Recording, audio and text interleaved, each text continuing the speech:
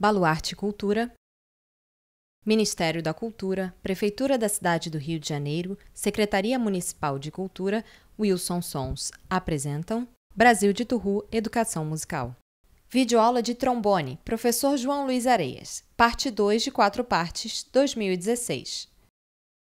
Bem-vindos à segunda videoaula do Brasil de Turru, e essa videoaula dedicada ao trombone será sobre falar um pouco mais praticamente do instrumento, como a gente tem que abordar a postura e a prática em si. Quando a gente pega um instrumento como o trombone, existem várias ideias quanto a regras como a gente deve segurar o instrumento.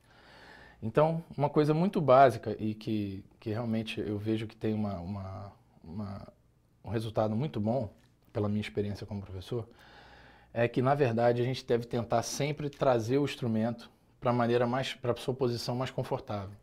Então, que você coloque o instrumento na boca de forma confortável. Então, isso tem que ser uma posição que você não fique pressionado ou curvado, para que isso depois não faça com que você tenha problemas. Para que a gente tenha uma ideia de como segurar na mão, eu gosto geralmente de botar o dedão aqui, como tem a parte do rotor de Fá, e esse dedão com certeza tem que vir para cá. Eu gosto de utilizar 3 dedos aqui e um aqui para contrabalançar, né, o peso do instrumento. Então isso para a mão esquerda. E para a mão direita, não existe uma regra fixa quanto a isso, mas o melhor resultado que eu tenho visto até hoje é o da utilização de 2 dedos na parte superior e 2 dedos na parte inferior, com o dedão prendendo a vara. E essa é movimentação sempre, né, de forma natural. Quando você tem a movimentação de uma forma, não dessa forma, né, que seja uma forma dessa maneira, né, que é muito comum você ver alguns alunos tocando dessa forma, o problema é que o movimento não é o mais natural. Então, dessa forma, quando você tem a palma da mão voltada para dentro, a posição parece a mais confortável. Depois disso, né, você já tendo uma boa posição para tocar e uma boa posição na sua mão direita e mão esquerda, uma das coisas importantes é a embocadura. Então, para que a gente tenha uma ideia de como é melhor, a embocadura pode ser posta da melhor forma possível, o que acontece é que a gente tem que ter, no meu conceito, a forma mais natural possível para que a gente possa tocar o instrumento. Então, para que isso seja mais natural, eu gosto da ideia de que se fale a sílaba M de boca fechada. Então, pensando sempre dessa forma. Aproxima o bocal dos lábios. Sempre da forma mais natural possível. Existem muitas teorias quanto a qual o posicionamento do bocal em relação à parte superior ou à parte inferior do lábio. Nesse conceito, o mais comum que se vê hoje é a colocação do bocal meio a meio, metade para cima e metade para baixo. Isso é o mais comum.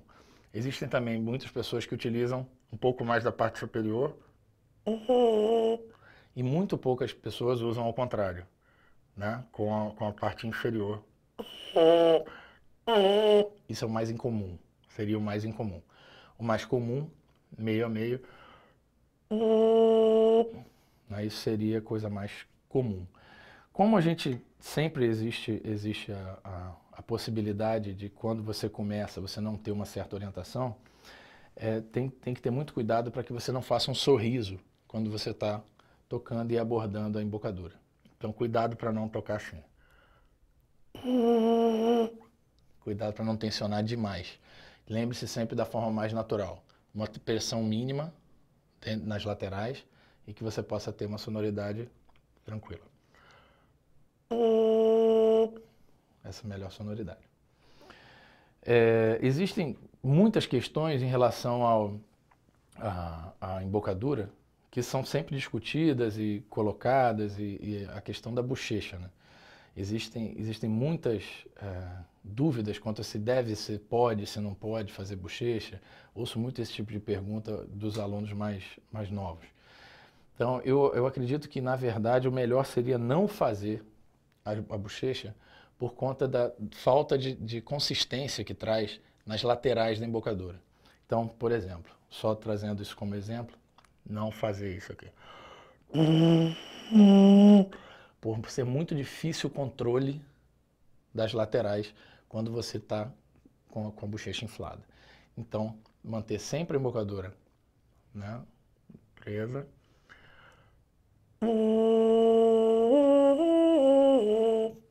Esse barulhinho que a gente está ouvindo, que é a vibração dos lábios no bocal, chama-se buzz. A gente chama de besouro aqui no Brasil.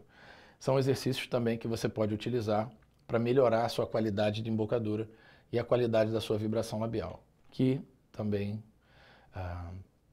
por consequência, trazem uma melhora sonora. Nunca exagerar demais nesse tipo de exercício, né? Porque, na verdade, normalmente, eu geralmente digo aos alunos que eles devem ter uma certa parcimônia e fazer sempre pelo menos até 15 minutos, mas não exagerar, porque também não acho que seja uma coisa benéfica, mas é um tipo de exercício que ajuda, se não em muito larga escala. Gostaria de falar agora um pouco sobre respiração.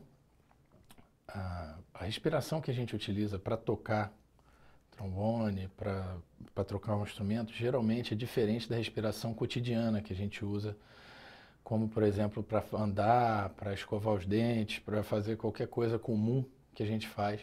Então, a nossa respiração para tocar, ela geralmente precisa de muito mais ar em relação ao trombone. Isso acaba sendo quase uma necessidade, a gente precisa de mais ar, e então a nossa respiração fica diferente de quando a gente respira para tocar e quando a gente respira para fazer uma outra atividade. Para que a gente possa ter um bom resultado, o ideal é que a gente possa colaborar com a nossa parte fisiológica. Então a gente tem o nosso diafragma, né, ele faz um movimento de descida e subida. Então, para que a gente possa colaborar com essa movimentação e ajudar a que o nosso diafragma tenha um funcionamento melhor, a gente deve pensar sempre em relaxar os músculos abdominais na hora de inspirar e pressioná-los na hora de expirar. Então, quando você tiver que fazer uma respiração para tocar trombone ou para ter que executar alguma nota, a melhor forma seria que você relaxando os seus intercostais, a parte do peitoral e os músculos abdominais, para que você ajude a movimentação do seu diafragma. Então, dessa forma, a gente deve fazer, né, deixar os nossos músculos abdominais relaxados na hora de expirar. Inspira fortemente.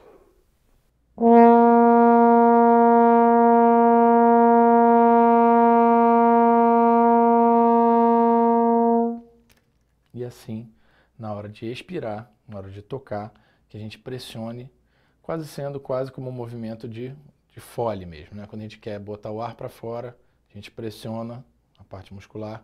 Quando a gente vai inspirar, a gente relaxa a parte muscular para que ajude o nosso diafragma na movimentação dele, fique mais natural. Então, com isso terminamos esse bloco. Gostaria de agradecer e dizer que no próximo bloco falaremos um pouco sobre exercícios básicos e técnicas. Fim da aula. Patrocínio: Lei de Incentivo à Cultura, Rio 450 anos, Cultura Presente, Prefeitura do Rio, Wilson Sons, Schlumberger. Realização: Baluarte Cultura, Quarteto Radamés Inátali, Ministério da Cultura. Apoio: Elo Group.